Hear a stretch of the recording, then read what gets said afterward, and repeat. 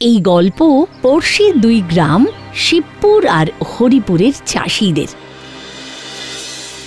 হরিপুরের চাষিরা কঠোর পরিশ্রম করে ফসল ফলাত, আর শিবপুরের চাষিরা সেই ফসল আমদানি করে জীবন ধারণ করত। একসময় হরিপুরের চাষিদের ধৈর্যের বাঁধ ভাঙল। তারা এবার অন্য একরকম সিদ্ধান্ত নিল, আর তাতেই নড়ে চড়ে বসল শিবপুরের চাষিরা। আরে এটা আবার কি ধরনের কথা? ওই হরিপুরের চাষিরা ওরা বলে কিনা এবার থেকে ওরা আর আমাদের গ্রামে ফসলই পাঠাবে না। তাহলে আমাদের চলবে কি করে? আসলে আমরা যে এই শুয়ে বসে আরাম করে দিন কাটাচ্ছি, এটা ওদের আর সহ্য হচ্ছে না। ওদের কিন্তু উচিত শিক্ষা দিতে হবে। হ্যাঁ, ফসল পাঠানো বন্ধ করে আমাদের মাথার ঘাম পায়ে ফেলতে বাধ্য করবে ওরা। আচ্ছা, এই ব্যাপারে গুরু বিষ্ণু বর্মার পরামর্শ নিলে কেমন হয়? তাকে তো এই অনাচারের কথা বলাই যায়। চলো ওখানেই যাই দল বেঁধে। চলো চলো চলো।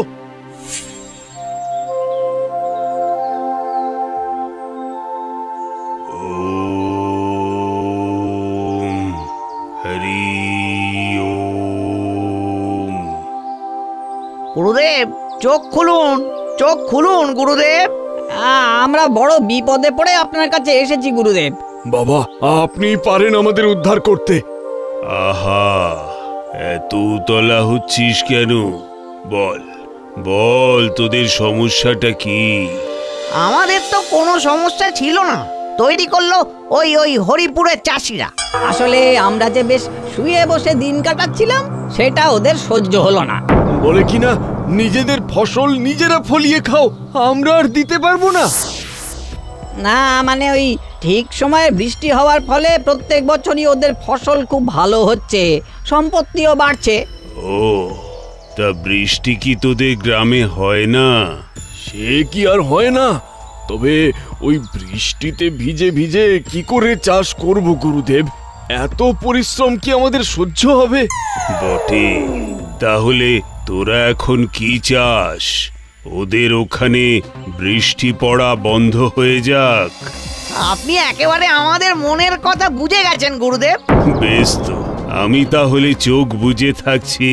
যতক্ষণ না আমি চোখ খুলছি ততক্ষণ ওই গ্রামে বৃষ্টি হবে না। ব্যাস ব্যাস, এবারে ওরা ঠিক শায়েস্তা হবে।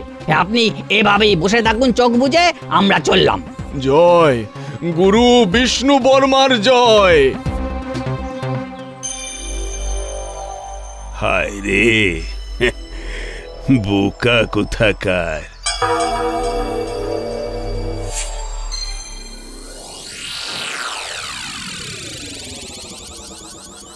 ব্যাপারটা কি হচ্ছে বলো তো? বর্ষার মরশুম, অথচ বৃষ্টি হচ্ছে না। তাই তো হে, বড় ভাবনা হচ্ছে ভাই। ভেবে আর কি করবি বাবধানেরা, বরং নিজেদের পরিশ্রমের ওপর ভরসা রাখ। মনে রাখবি, বুদ্ধি আর শ্রম যার, ভাগ্য চমকাবে তার। সে ঘুরে বালি গো কাকা, আমরা নিজের কানে শুনে এলাম পাশের গ্রামের চাষিরা মহা আনন্দে বলে বেড়াচ্ছে এবার আমাদের সব দিমাগ নাকি চুরচুর হয়ে যাবে। তাদের গুরুদেব নাকি চোখ বুজে ফেলেছেন, সেই চোখ না খোলা পর্যন্ত আমাদের গ্রামে বৃষ্টিও হবে না। তাহলে কি করা যায়? তবে কি ওদের সাথে সন্ধি করে নেব আমরা?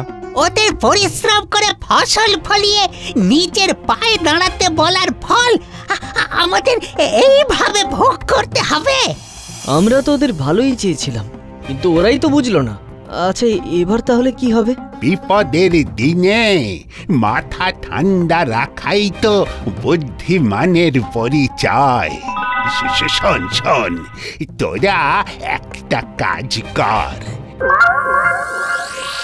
তাহলে বুঝলি তো কি করতে হবে।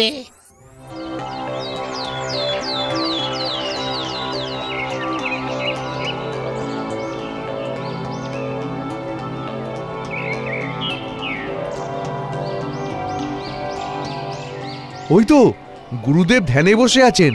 আমরাও তো তৈরি, কচু পাতায় করে বসিয়ে এনেছি তেনাকে যত্ন করে। তাহলে তাহলে দে দে দে, ব্যাং বাবাজিকে ছেড়ে দে।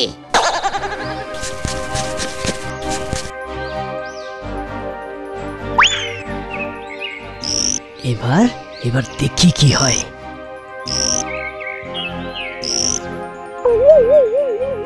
এই তো ব্যাং ডেকেছে, আর গুরুদেবও চোখ খুলবো করছেন। এ কি, ব্যাং ডাকছে কেন? এমন তো বৃষ্টি হলেই হয়।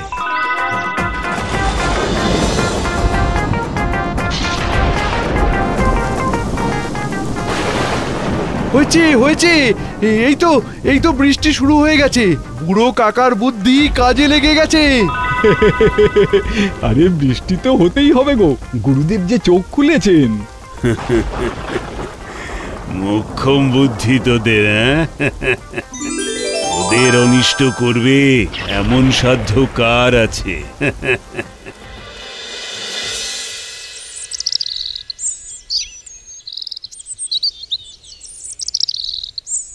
ওদিকে হরিপুরে তো ওরা মহা আনন্দে খেতে লাঙল দিতে শুরু করে দিয়েছে। তাই তো দেখছি, কিন্তু বৃষ্টি হলো কেমন করে? মনে হচ্ছে ছলে বলে কৌশলে কিছু একটা করেছে ওরা। তবে সে যাই করুক, ওদের ফলনে কলকাঠি নাড়তেই হবে। সে তো বটেই, বলে কিনা নিজেদের ফসল নিজেরা ফলাও। এবারে দেখাচ্ছি মজা, আমরাও ছেড়ে দেওয়ার লোক নয়।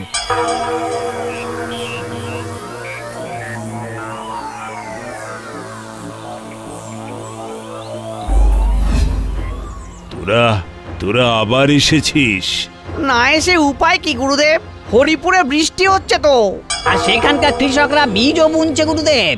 দুদিন পরে দেখবো খেতে ফসল ভরে উঠেছে।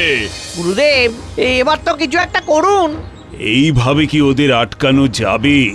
আপনি সাহায্য করলে নিশ্চয়ই হবে। তোদের শিক্ষা দেওয়ার জন্যে আমি না হয় আর একবার পরীক্ষায় ফেলি ওদের। শোন, তবে আমি এমন মন্ত্র পড়ে দেব যে ওদের গোলা প্রতি 10 বস্তার বেশি ধান হবে না।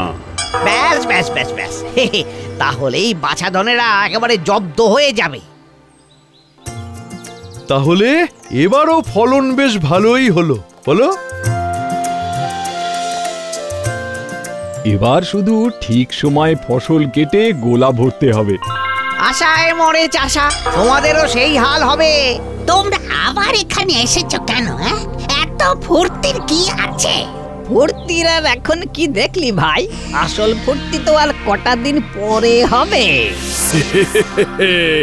এত কষ্ট করেও কোনো লাভ হবে না, কারণ গোলা প্রতি 10 বস্তার বেশি তো আর ধানই হবে না। গুরুদেবের মন্ত্র বৃথা কিছুতেই যাবে না। ক্ষমতা থাকলে আটকে দেখা। দেখলে তো কেমন আমাদের বাড়া ভাতে ছাই দিতে এসেছিল। মনে হচ্ছে ওদের কথা শুনে বেশ ঘাবড়ে গেলি। চিন্তা করিস না, তোরা বরং আমার পরামর্শ মতো গোলা বানা। ভেঙে পড়লে চলবে না ভাই, কাকার কথা মতো কাজে লেগে পড়তে হবে। সেই জন্যই তো ঠিক করেছি যে একটার বদলে 10টা করে গোলা বানাবো আমরা। আমাদের জ্ঞান আর কাকার টোটকা এবারেও বিফলে যাবে না।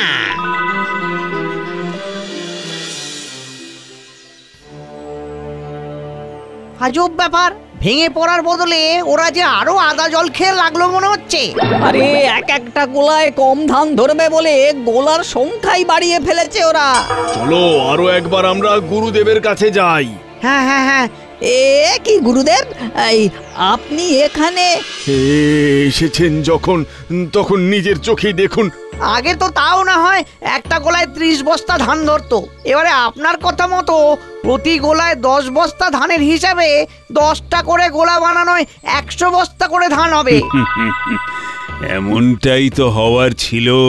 পরিশ্রম আর বুদ্ধি কাজে লাগালে সোনা তো ফলবেই ফলবে। তার মানে আপনি সব জেনে শুনে আমাদের পরীক্ষার মধ্যে ফেলেছেন? ঠিক বুঝেছ, যারা তোমাদের অনিষ্ট করার জন্য আমার কাছে ছুটে গেছে তাদেরও তো শিক্ষা হওয়ার প্রয়োজন ছিল। এবার আমাদের চোখ খুলে গেছে গুরুদেব। আমাদের মেহনতি পারে আমাদের জীবনে সুখ আর স্বাচ্ছন্দ্য আনতে। কথাতেই তো আছে, অনাবৃষ্টে রাজ্য মজে, পাপে মজে ধর্ম, কোটালে গৃহস্থ মজে, আলস্যে মজে কর্ম।